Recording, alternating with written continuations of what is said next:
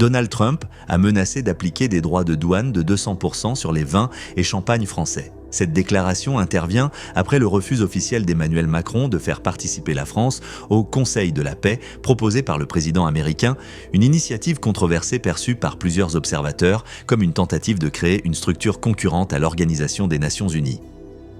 À l'origine, ce Conseil de la paix devait accompagner la période post-cessez-le-feu à Gaza avec pour mission de superviser la reconstruction du territoire palestinien, coordonner l'aide internationale, soutenir la mise en place d'une nouvelle administration locale et encadrer le retrait progressif de l'armée israélienne. Ce cadre avait d'ailleurs reçu l'aval du Conseil de sécurité de l'ONU, avec un mandat prévu jusqu'à la fin de l'année 2027.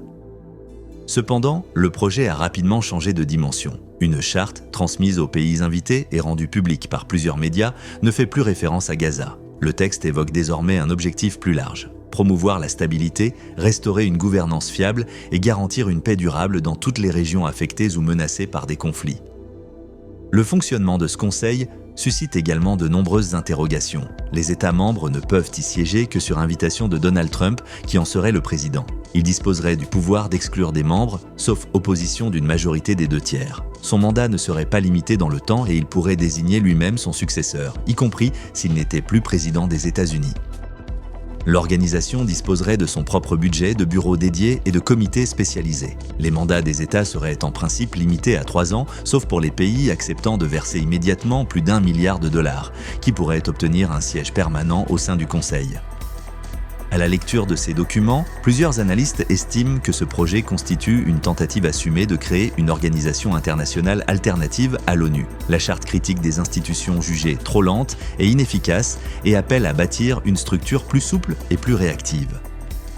Donald Trump critique régulièrement l'ONU, qu'il considère comme obsolète et paralysée par les blocages diplomatiques, notamment le droit de veto des membres permanents du Conseil de sécurité. Ces critiques ne sont pas nouvelles, mais la création d'un organe concurrent marque une rupture majeure dans le système multilatéral. Cette initiative s'inscrit dans la doctrine de l'Amérique d'abord, qui remet en cause le rôle des organisations internationales jugées coûteuses et défavorables aux intérêts américains. Ces retraits ont déjà eu des conséquences, notamment dans le domaine climatique. Environ 60 dirigeants auraient été invités à rejoindre ce conseil. Parmi eux figureraient Emmanuel Macron, Viktor Orban, Javier Milei, Friedrich Merz, Lula ou encore Giorgia Meloni. À ce stade, peu de pays ont officiellement confirmé leur participation. Le roi du Maroc a toutefois accepté de rejoindre l'initiative en tant que membre fondateur, estimant qu'elle pourrait contribuer aux efforts de paix au Moyen-Orient et proposer une nouvelle approche des conflits internationaux. Les modalités exactes de sa participation restent inconnues. La Russie et la Chine ont également été sollicitées, mais n'ont pas encore donné de réponse définitive. Le Canada a de son côté accepté de participer sans contribution financière exceptionnelle. Le président brésilien Lula a exprimé ses inquiétudes face à une possible concentration excessive du pouvoir.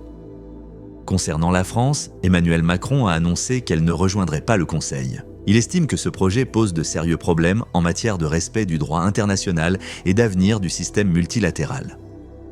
Cette position a provoqué une réaction immédiate de Donald Trump qui a menacé d'imposer des droits de douane massifs sur les produits viticoles français. Ces taxes seraient supportées par les importateurs américains, ce qui pourrait réduire les échanges commerciaux avec la France. Le gouvernement français a dénoncé une menace jugée inacceptable et d'une brutalité extrême, appelant à une réponse coordonnée au niveau de l'Union européenne. Ces annonces s'ajoutent à d'autres tensions récentes, notamment autour du dossier du Groenland. Par ailleurs, Donald Trump a publié sur son réseau social des messages privés échangés avec Emmanuel Macron. Dans ces messages, le président français proposait l'organisation d'un sommet du G7 à Paris pour aborder plusieurs dossiers internationaux. L'Élysée a confirmé l'authenticité des échanges tout en précisant qu'aucune réunion de ce type n'était finalement prévue. Cette publication illustre le niveau de tension actuel entre les dirigeants et les méthodes inhabituelles du président américain.